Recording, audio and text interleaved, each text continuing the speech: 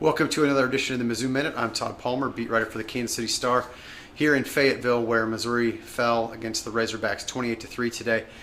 Really an unfitting end, or at least we expect it to be the end of Gary Pinkel's tenure at Missouri. Now at 5-7, with only 72 bowl-eligible teams at the moment and 80 spots to fill, there's still an outside chance that Missouri could be offered a bowl, although I get the feeling it's unlikely Missouri would accept any such bowl bid. So in all likelihood, this was Gary Pinkel's last game on the sideline for Missouri, and it wasn't a great one to go out on. It was cold, it was rainy, a lot of people stayed home because of the weather, although officially I believe it was a sellout, but probably only 30,000 to 40,000 of the 72,000 people showed up for the game. And Missouri just really wasn't that competitive after the first few drives. Their offense continued to struggle. They only produced 3 points. They only produced 171 yards, which was the second fewest of the season.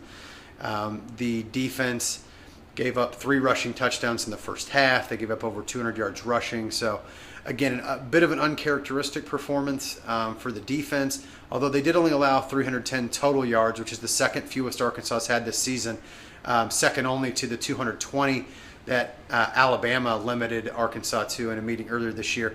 And the 28 points is kind of a coup when you consider that Arkansas had been averaging 50 points a game in the last 5 games.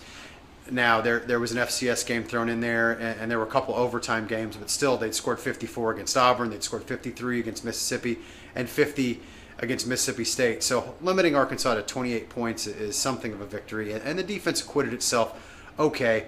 With Arkansas having 40 minutes time of possession, they were a little bit limited in what they could do anyway. So it was a tough game all the way around. And really this Missouri team, I mean, they managed to pull everything together for that BYU game a couple weeks ago, but I think once the emotion of that week with the boycott and with the racial protests on campus, and then with Gary announcing at the end of that week that he had cancer and would retire after the season, I think they just kind of went out and played against BYU, and then once they got through that game, everybody kind of exhaled, and then once they did that, their focus went a million different places. Assistant coaches aren't sure that they're going to be back next year, and in fact, quite a few of them probably won't be.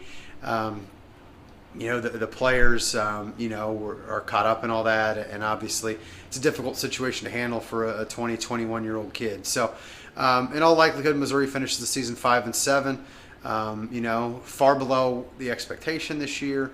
But given what they went through, losing their quarterback, after 4 games to a suspension, when Matty Mock, hasn't been with the team for the last 8 games, and having, an offensive line that struggled at times, a running game that struggled at times, a true freshman at quarterback, inexperienced wide receivers who struggled to get open, even with as great a defense as they had.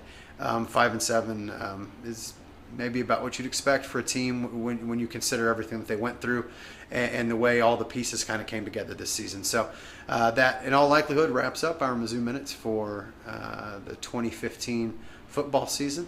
But we've got basketball and a coaching search to do, so keep coming back to kansascity.com for more on the Missouri Tigers as we head toward a new year.